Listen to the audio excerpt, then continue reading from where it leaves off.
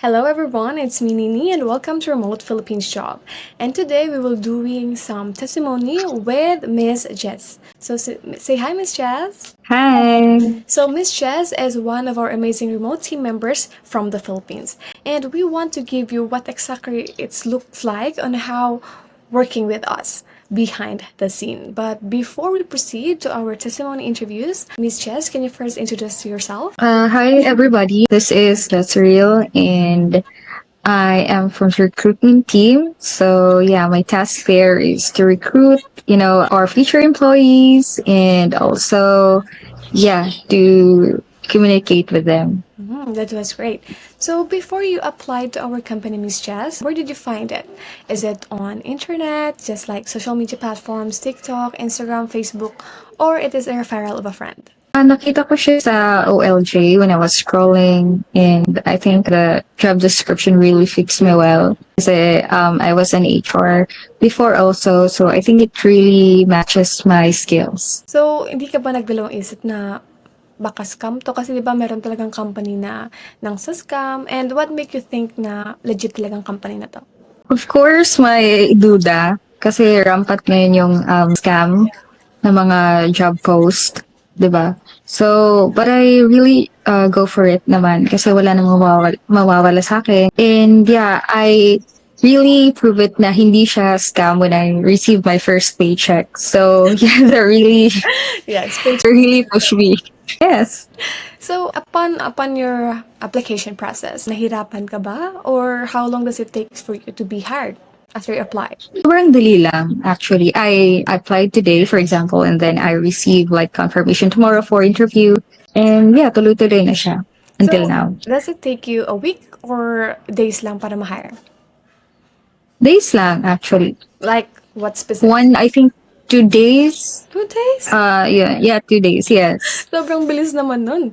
Parang nag-apply ka, Oo. then pagka the next day, you're hired. Oo, parang ganun. So, hindi ka ba nahirapan sa application? Or is it smooth ba? Or naging rough din yung process mo? Smooth lang. I took the assessment and then did the interview and then I signed a contract and then just oriented by Miss Mary and then yun na, nag-start na ako ng work. So, saang process ka ba na-surprise na parang nanibago ka sa mga ganitong klase na interview? Kasi di ba may mga interview na sobrang hirap. So, saan part ka na-surprise na parang sabi mo, parang hindi siya common, pero parang malalaman mo talaga na si legit. I think when meron kasi nung dito, para siyang assessment. Like, there's like a chat na parang ganun. So, that really surprised me, actually. But when I go for it, akala ko kasi una scam. But I just trusted my gut. So, nag-go pa rin ako and found out na Finally, part of our team. yes, So, thankfully. what type of tasks do you usually tackle now in your role? Recruitment kasi ako na side. So, I do people using the tools like online jobs at PH. So, nagde-data entry din ako. So, you need to have key into details. So, those were like my part of my task. And also to communicate with my coworkers. So, do you enjoy your work right now? Yes, actually, it's really different from corporate world in this setup kasi you need to focus on one aspect lang sa job, and like in corporate world, parang mixed that. Yes. Yes, the workload is really different from my previous job. Now, in your remote setup, how do you stay connected with the team to make sure that everything is on track? We have Slack. I need to communicate with them para rin maiwasan yung mga further problems. Yeah, communication is the key. And what tools exactly do you use every day? Or meron ka bang mga tools na nahirapan gamitin or parang... At first, I was the dolphin that we use. Hindi siya difficult, but for me, it's very new, so it's hard for me to navigate the tool. Pero parang madali naman siya matutunan because I also have my coworkers that help me to navigate it. Yes. Also, we have Slack and Excel sheets for the data entry. It's really important to know that you have a good teammates, no? Kasi you feel motivated Yes. at the same time. And, guided ka rin. Kasi kapag nagkamali ka, instead of judging you, they help you. Yes. Yes. So, what Kaya nga, ang dami kong mali noon. I think I created like lots of mistakes. But I was very lucky to have teammates who understands talaga. So, do you have some team members na talagang tumulong sa'yo when you are newbie pa? Yes, of course. I have Miss Mary and Trisha. Both of them are very helpful. Yeah. Parang ano, parang sila yung savior mo or yung mga guardian angel. Yes. Kaya nga. Kahit paulit-ulit yung tanong. And, you know, they don't hesitate, no, to help you as long that they are Yes. available. You can really see Oh, na true. parang hindi ka newbie, like, hindi nila Mm-mm. you lack something, Kaya nga. diba? So, aside from that, what one skill do you feel has leveled up upon your hiring? Nung nag-start ka pa lang, ano yung mga skill na nalaman mo na kaya mo pala? I think it's strengthened my recruitment skills. You know, I've learned kasi the follow up that you need to be it's really strengthened my recruiting skills. Yun talaga yun. Tsaka ano rin, no, yung communication skills mo, no? Oh, correct. Mm-mm. So, how does the team handle the things when it gets some tricky or you had some mistakes? So, do you feel like asking for help? Sabi mo nga kanong kay Miss Mary. At first ba, naging hesitant ka or natakot ka na baka i-judge ka nila, ganito, ganyan, papagalitan? Oo, because at first you want to impress them, diba? Like you know everything. That's why you apply. Yeah. But for me, I really think that the ambience of our teamwork really helped me also to ask for help, especially sa mga unfamiliar things. Yeah. Yeah, oo, oo. So, upon your experience, what can you say about our environment? It's healthy for me. Healthy siya for me. You need to follow like certain rules and regulations, but also they accommodate questions to help you. So balance. Yeah. And I'm hoping na sana tuloy-tuloy yung ganyang kind of feedbacks kasi that's what one of our goals to provide a healthy environment here in our company. Has working remotely changed your daily life routine or it got worse? Actually, mas na-balance ko cause I get to do things that I want, you know, without compromising my work. And also working in like sa corporate that you're just like, alam mo yung nandun ka lang sa four corners. Yes, and you're just like seeing familiar faces, hindi mo magawa yung gusto mo. And I think it's really different when I'm working remotely. What do you think is the advantages of having a remote job right now? As kung i-compare mo siya sa corporate job mo noon. I think first workload, then second is the balance between life, work and my personal life, and lastly is I think the teammates also really different siya. Kasi you can communicate though hindi niyo nakikita isa't isa, but you just can still reach out, you know. So I think those were like the advantages working remotely. And aside from that, no, you have to less commute, wala ka nang need na expenses, di ba? Yes. So you can really save a lot of money. And then at the same time, malapit ka Yes. sa family mo, di ba? Less haggard. Correct. Yeah nga. Haggard. So, aside from that, how does your flexibility of working impacted your relationship with your family? So, ano bang nasasabi ng family mo about that since you shift from corporate, now you're now in remote world?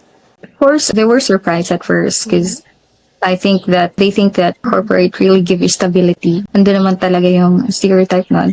But they get to understand naman because araw-araw kami nakikita, gano'n. And then mas naging close kami. So, yun yung difference talaga. And mas nakakalabas kami, gano'n. Yeah, and you spend more time with your family, right? Yes. So, what would you think is that one advantage na feel mo talaga is sobrang beneficial siya when you're working at home? Kapag ulan, yun talaga yun, is transportation. Yeah. Kasi, you just ilang meters lang from your laptop, you can log in and you can work, and like that you have to travel Yeah. when it's raining. Ganon. I think that's the most really advantage of working remotely. And at the same time, no, you can have that time management, diba? You can manage your own time. You can do Correct. things that you want after your task, diba? And Yes. with that, how do you spend your recharge time now that you don't have to deal with the long commutes, the traffics, or even the rainy seasons? Sleep and then watch movies talaga. I can do all that when I started working remotely, whenever I want.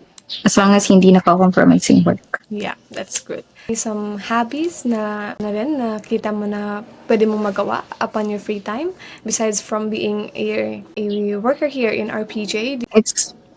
I think it's exercise because I don't really get to do that much.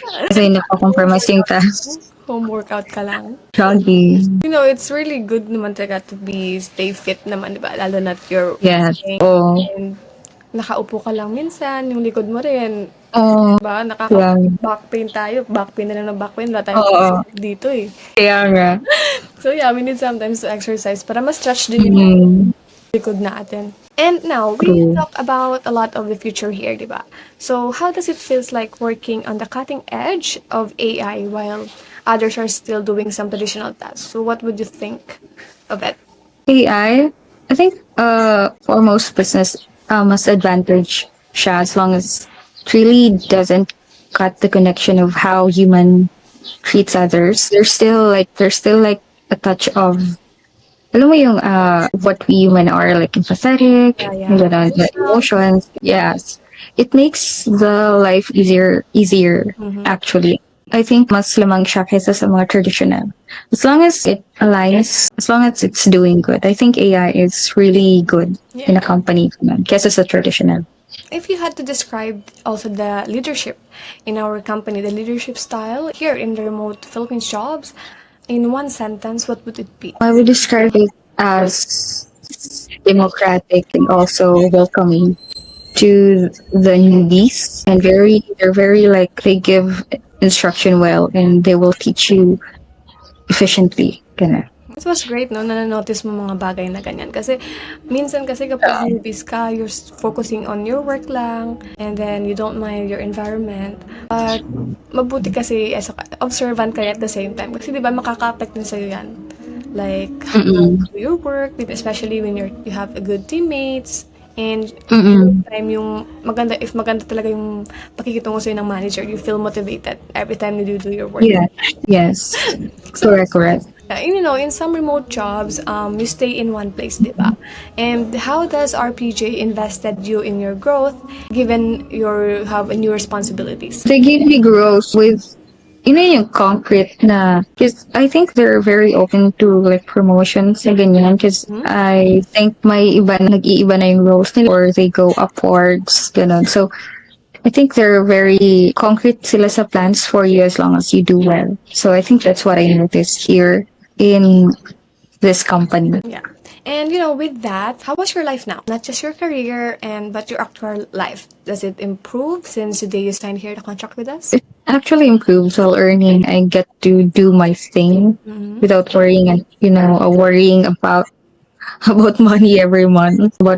So yeah, it really improves. Now, there's a lot of people worry about the stability here in the remote world. So, what makes you feel secure and at home here in our company? Am I right? 3 years na 3 years na tong company na. And yeah, seeing my seniors climbing up through promotion ladders, I think it really also gives me stability. And as long as you do your job well, Yeah. you hindi ka mangangamba na matalsik like that. So I think you just need to do well and focus on your task and also to help others. And because I think leaders also can see potential in you Yeah. as long as You also take the risk to try, because when you don't apply, wala naman talagang mangyayari kapag hindi ka gumalaw. pag walang hininging pera, hindi scam yan. Yeah, that's one of the perfect example na malalaman mo talaga na legit ang isang company. Kasi you don't need to pay for the fees. Diba? All you need to do is to apply, to fill out the form, then wait for the notification if you got for the next step. So usually I think that was one of the reason why most of the people are afraid to do some remote work. Kasi nga pinapangunahan sila ng takot. You know, it's really normal naman kasi diba, having some safety din naman kasi you need to balance a lot. And it's important for you to be observant at the same time, diba? Yes. So now, do you feel like you're grown professionally here, just like now that you have started working here? And what skills do you have that you don't have 6 months ago?